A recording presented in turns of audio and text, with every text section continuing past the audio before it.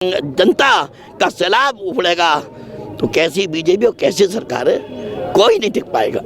किसान इसका बदला इन चुनावों में लेके रहेगा और बीजेपी को उखाड़ फेंकेगा। लोकतंत्र में सबसे बड़ी ताकत जनता की है। जनता ही प्रधानमंत्री चुनती है, जनता ही मुख्यमंत्री चुनती है, जनता ही राजा बनाती है और जनता ही रंग बना देती है। आने वाला वक्त यदि किसानों के हित में काम नहीं करा तो जिसने राजा बनाया था वो रंग बनाने का काम भी करेगी। जो सरकार चाहती है मीडिया वो चलाती है, जो हकीकत होता है वो मीडिया नहीं दिखाती है। मीडिया में चौथे चैनल तो अंबानी जी के हैं, अडानी अंबानी की तो मीडिया है पूरी।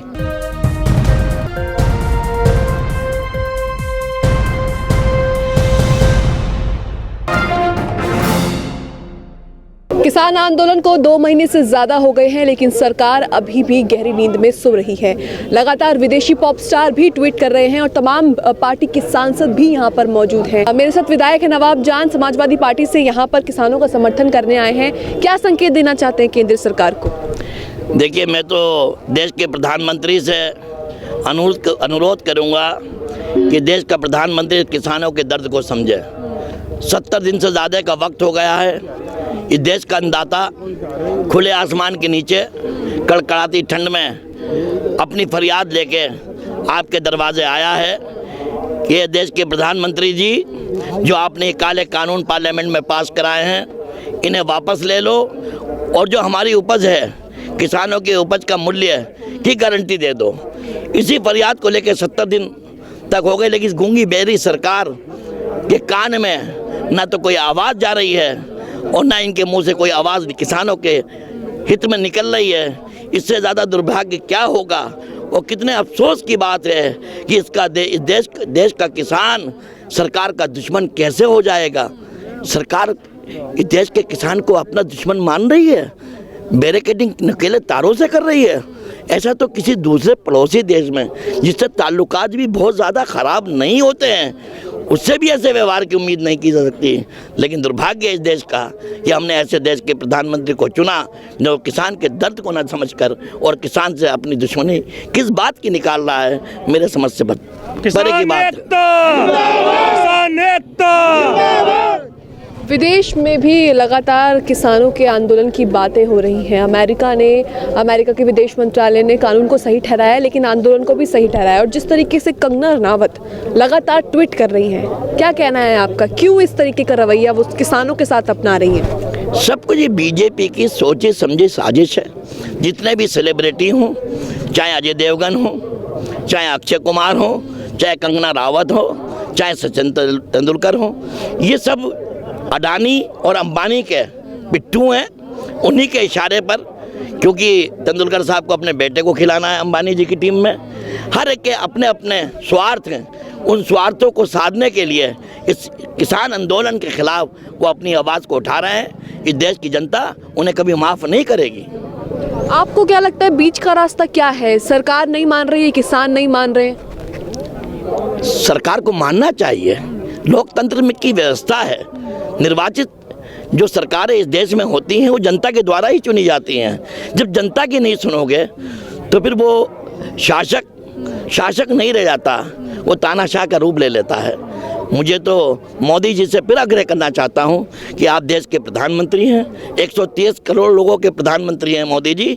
इस किसान के दर्द को समझकर इन तीनों काले कानूनों को वापस ले लीजिए और किसान के उपज का कानूनी गारंटी दे दीजिए। इस देश में आपकी वाह होगी, किसान भी आपका धन्यवाद करेगा, देश भी धन्यवाद करेगा और जय जवान की जो किसान का नारा बुलंद होगा। कानून इनकी मांगे तो सरकार तब मांगेगी जब इन्हें किसान मानेगी। सरकार तो इन्हें ही किसान मानने से इनकार कर रही, तो ऐसे में क्या किया जाए? अब ये तो मुझे नहीं मालूम कि सरकार का पैमाना किसान किसे माने किसे ना माने। जिसके नाम ज़मीन है, जो खेती करता है, वही किसान की श्रेणी में मेरी नज़र में आता है। अब मोदी जी और मोदी जी की सरकार ने किसान को आंकने का क्या पैमाना रखा है, ये तो मोदी जी बताएंगे। लेकिन जो देश का अन्नदाता धरती चीरकर इस देश को खिलाने का काम करता है, वो किसान नहीं होगा तो कौन किसान होगा? ये सवाल मैं आपसे भी किसान एकता, किसान एकता। जिस तरीके से विपक्ष को घेरना चाहिए सरकार को, सरकार की नीतियों के खिलाफ या इस किसान आंदोलन को लेकर या फिर कृषि कानूनों को लेकर, क्या विपक्ष अपनी भूमिका निभा पा रहा है? जहाँ तक समाजवादी पार्टी का सवाल है, समाजवादी पार्टी की हमेशा पृष्ठभूमि है किसान हितैषी।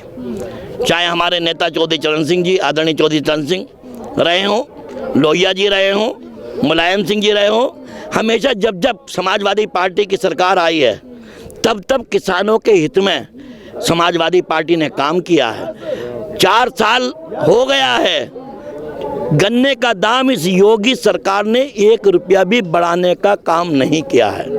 लेकिन इससे पहले 2012 से 17 तक जब अखिलेश जी की समाजवादी पार्टी की सरकार थी तो कोई वर्ष ऐसा नहीं बचता था जब किसानों को गन्ने के दामों में वृद्धि ना होती हो। जहाँ तक धान की एमएसपी का सवाल है, 1868 की रेट तो आपने निर्धारित कर दी है, लेकिन किसान का धान 1100, 1000, 900 को बिका है। हम यही तो चाहते हैं कि किसान के फसलों की कानूनन गारंटी दे दो, कोई व्यापारी खरीदे, हमें इस पर एतराज़ नहीं है, लेकिन जो सरकारी दरें हैं उसे कानूनी जब जामा पहना दिया जाएगा तो उस दर से नीचे जो खरीदेगा वो कानून का उल्लंघन करने वाला होगा और सरकार उसके खिलाफ कार्रवाई करेगी। लेकिन आज किसान दर दर की ठोकरें खाकर अपने धान को बेचने के लिए लाचार और विवश है। दुर्भाग्य है कि किसान का गन्ना को ये नहीं मालूम कि मेरा गन्ना किस भाव बिकेगा, गन्ने की पर्ची पे 0-0 आ रहा है। तो ये सरकार किसान विरोधी है।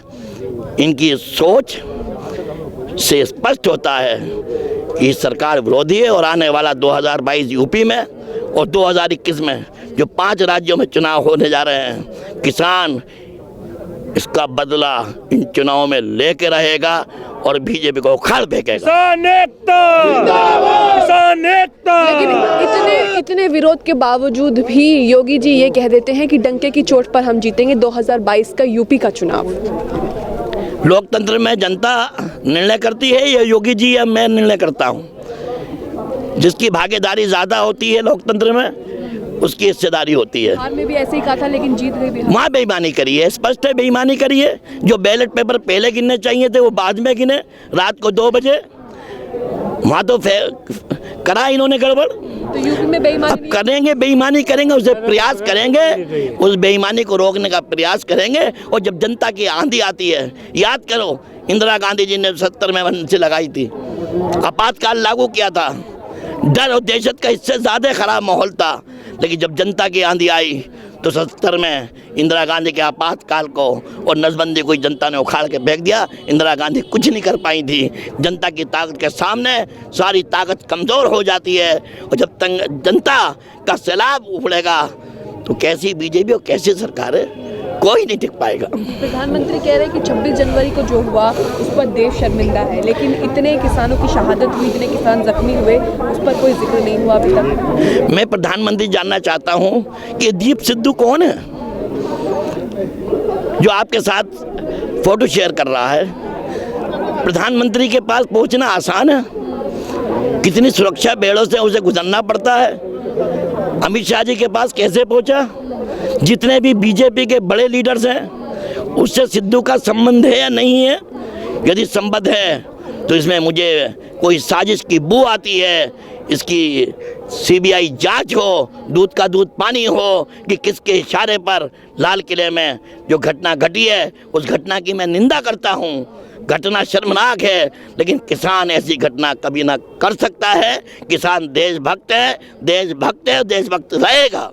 2014 के बाद से देश का जो चौथा लोकतंत्र का स्तंभ है मीडिया, उस पर बहुत सारे सवाल उठते हैं, लेकिन किसान आंदोलन में मीडिया की जो विश्वसनीयता है वो कहीं ना कहीं खो गई। इस बात से कितनी सहमत हैं आप? 100% सहमत हूँ।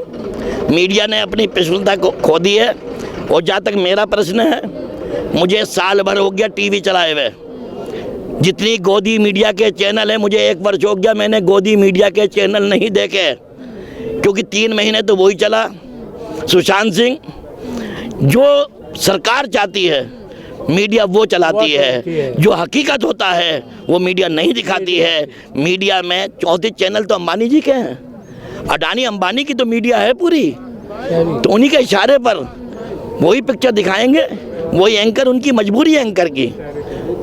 कॉरपोरेट घरानों के कब्जे में मीडिया है, जो कॉरपोरेट घराने इशारा करेंगे एंकर को या मीडिया को, मीडिया की मजबूरी है, जो गोदी मीडिया है वो दिखाने के लिए उन्हीं की बात को विवश है, और जो हकीकत है ज़मीन पर वो दिखाने के लिए विवश नहीं है। अब क्या ऐसा भी हो सकता है कि कॉर्पोरेट सेक्टर चुनावों पर भी कब्जा कर लेगा आने वाले टाइम में? चुनाव मैंने आपको बताया, याद करो 77 आपातकाल को याद करिए, जुल्म ज़्यादती भी बहुत थी, लेकिन जनता की आंधी के सामने सब फना हो गए थे।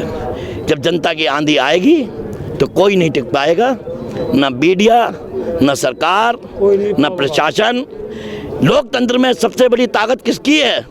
लोकतंत्र में सबसे बड़ी ताकत जनता की है। जनता ही प्रधानमंत्री चुनती है, जनता ही मुख्यमंत्री चुनती है, जनता ही राजा बनाती है और जनता ही रंग बना देती है।